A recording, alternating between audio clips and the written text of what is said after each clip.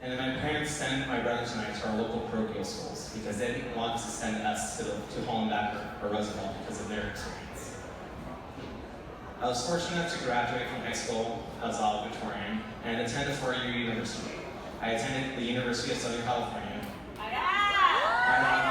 And during my freshman year at USC, I took an American Studies course called Race and Class in Los Angeles that looked into the different inequities that exist in the city in terms of education, housing, urban development, transportation, environmental health.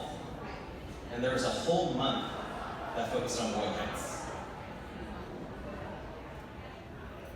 Imagine, I'm an 18-year-old kid in a lecture hall of about 100 students, mostly white students, mostly students not from Los Angeles, most likely from wealthier communities, talking about my neighborhood as a case study.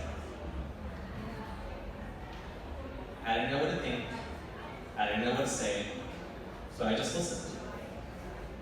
I listened to my professor intellectualize my lived-in experience and rattle off all these statistics. Over 65% of adults over the age of 25 don't have a high school degree. Over 95% of adults over the age of 25 don't have a college degree. Of the 100,000 people, nearly 100,000 people who live in the neighborhood, the median income hovers above the poverty line around $27,000 to $32,000 for a family of 5, 6, 7, 8.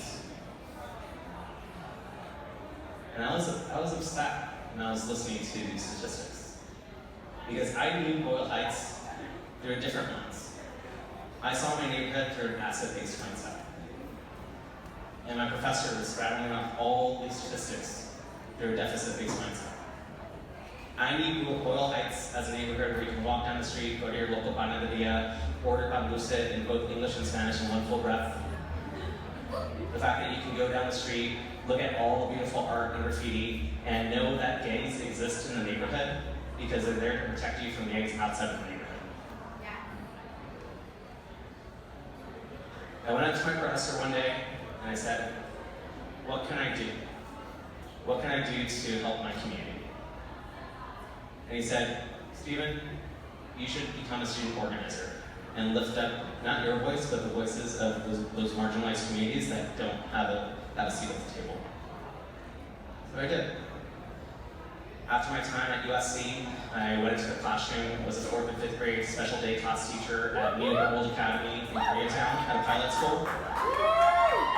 After my time at Now Academy, I went back home to Boyle Heights at East LA and taught as a resource specialist from kindergarten to 8th grade at KIPP Illuminar Academy and KIPP Seoul Academy. And during my time in the classroom, the one moment that distinctly comes to mind is when I was supporting my kindergarten students identify letters. My students who just come to this country, who just wanted to learn how to read. And during my time in the classroom, I also served on my local neighborhood council at the age of 23. I did fellowships with Educators for Excellence, Teach Plus California, Leadership for Educational Equity, Education Pioneers, KIPP LA Schools. I did about 9 fellowships during my time from graduation up until I got a full ride to the #1 public policy school in the country at UC Berkeley. And during one of the first classes that I took at UC Berkeley, it was called The Income of Inequality. And one of the case studies that we talked about was about Boyle Heights. I'm 26 now, not that much older than when I was at 18 when I first heard about my neighborhood through a case study. But this time I knew what to say, I knew what to think, and I spoke up.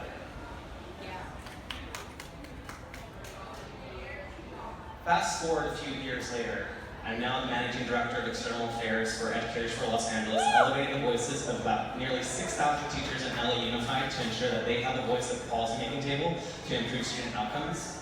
And this week is the first week of school at LAUSD. And on Monday, I took the day off to go to my old stomping grounds at KIPP Seoul Academy to take a coffee to all of my old colleagues. And as I'm walking back to my car, a student approaches me. And he says, Mister.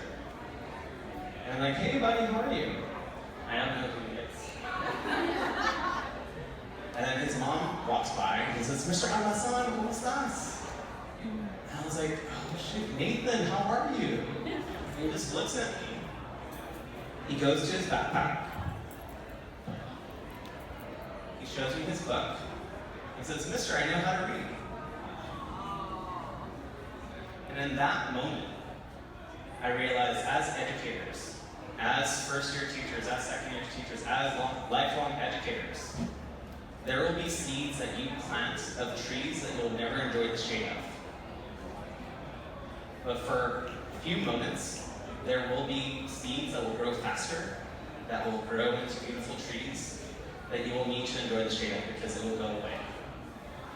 Because at the end of the day, it's not about you. It's about the people that come before you, like my parents who immigrated to this country, who had a dream for the 3 boys who now all have bachelor's and master's degrees, doing what's best for our community of Boyle Heights, and for the people who will come after me. I'm gonna leave you with one quote that a mentor of mine always tells me to live by. It's by Bayer Preston, who is a gay civil rights leader. He talks about how we need in every community a group of angelic troublemakers. Every single one of you is an angelic troublemaker, and sometimes we need to put our bodies into machines to stop the gears from moving.